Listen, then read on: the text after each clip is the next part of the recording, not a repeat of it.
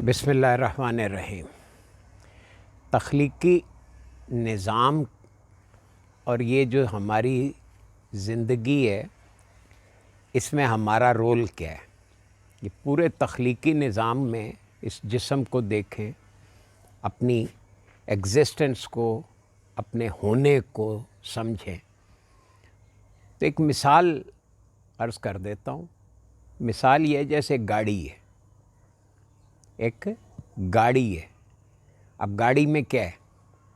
یہ خلا ہے، گاڑی ڈبہ ہے، مطلب کار ہے، بس ہے، ٹرک ہے، جو بھی ہے، یہ سوزوکی وین ہے، یہ ایک خلا ہے، خلا خالی ڈبہ۔ اس خالی ڈبے میں دو چیزیں ہیں۔ کیا؟ ایک ہے مقصد، اس کو کیوں بنایا گیا؟ دیکھیں نا، زندگی آپ کو ارد گرد کسی بھی چیز، چھوٹی سے چھوٹی چیز کو آپ دیکھیں تو آپ کو اس کا ایک پرپز نظر آتا ہے، مقصد نظر آتا ہے۔ اور اگر کسی سے پوچھو کہ اس لاش کا کیا مقصد ہے، تو آگے سے ہنس پڑتے ہیں کہ جی پتہ نہیں، یہ کیا بات ہوئی، پتہ ہونا چاہیے۔ تو پہلی چیز ہے مقصد، اور دوسری چیز ہے گاڑی کے اندر کیا ہے؟ پرپز اس کا کیا ہے کہ بھی یا پیسنجرز کو یا گڈز کو اس نے ایک جگہ سے دوسری جگہ کیری کرنا ہے یا ٹرانسپورٹ کرنا ہے۔ یہ جو کیریج آف پیسنجرز ہے یا کیریج آف گڈز ہے، یہ اس کا اصل پرپز ہے۔ اب how to meet the purpose, اب یہ پرپز کو کیسے اچیو کیا جاتا ہے؟ پرپز کو اچیو کرنے کے لیے اس گاڑی کے اندر کچھ تقاضے ہیں۔ مثلاً اسے پیٹرول چاہیے، مثلاً اسے ایئر چاہیے، کاربوریٹر میں بھی، ایئر کلینر کے تھرو، اور ٹائروں میں بھی۔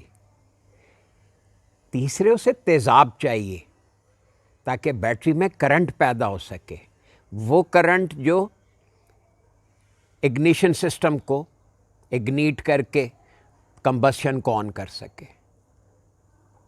اس کے اسی طرح پھر اسے ایک چیز چاہیے، انجن آئل۔ ہاں، پانی بھی چاہیے اسے ریڈیٹر میں تاکہ انجن ٹھنڈا رہے۔ پھر انجن آئل چاہیے، پھر اسی طرح اسے گیئر آئل بھی چاہیے، اور اسے لاسٹلی بریک آئل بھی چاہیے، ورنہ جہاں ضرورت ہے وہاں پہ وہ بریک نہیں لگے گی۔ یہ 6 تقاضے ہو گئے گاڑی میں، اور وہ ایک پرپز ہو گیا کہ پیسنجرز کو یا گڈز کو اس نے ایک جگہ سے دوسری جگہ کیری کرنا ہے۔ اب ہیومن لائف کا پرپز کیا ہے؟ پتہ نہیں۔ تو تقاضوں کا پتہ ہے، یہ جو آپ کے 5-6 تقاضے ہیں، کیا کھانا کھانا ایک تقاضا ہے، بھوک ایک تقاضا ہے، پیاس ایک تقاضا ہے، سانس لینا،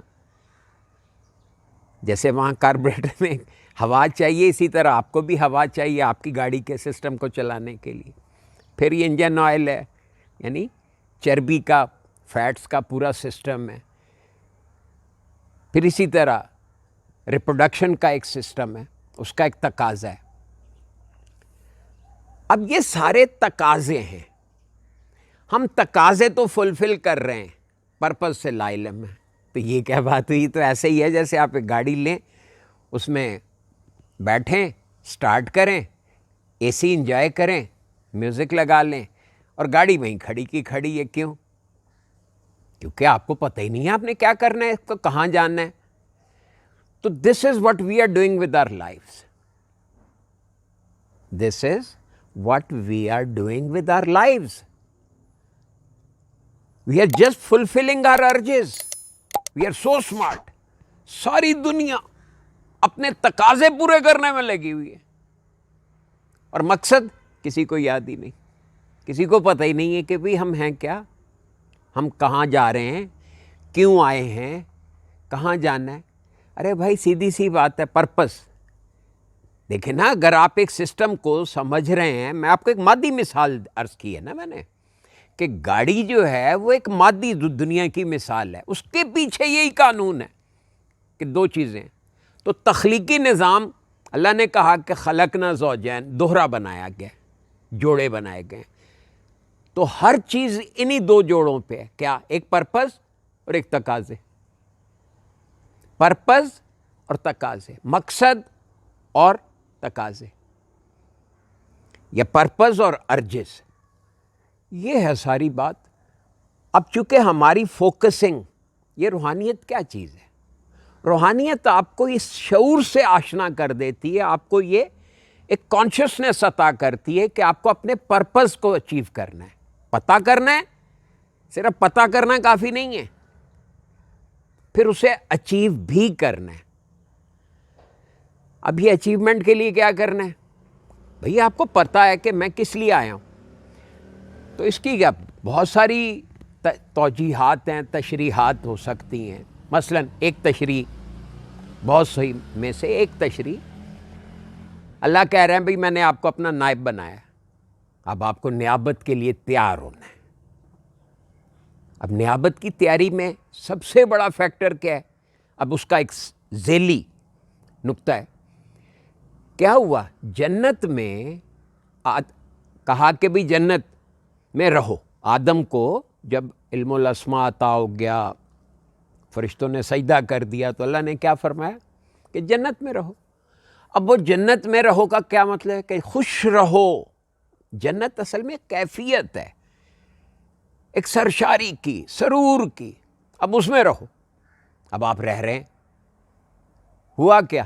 شیطان نے بہکا دیا، آپ نے شیطان کے بہکاوے میں بغاوت کر ڈالی۔ اس بغاوت کے نتیجے میں کیا ہوا کہ جنت نے آپ کو رد کر دیا۔ جنت نے آپ کو، ہمیں رد کر دیا۔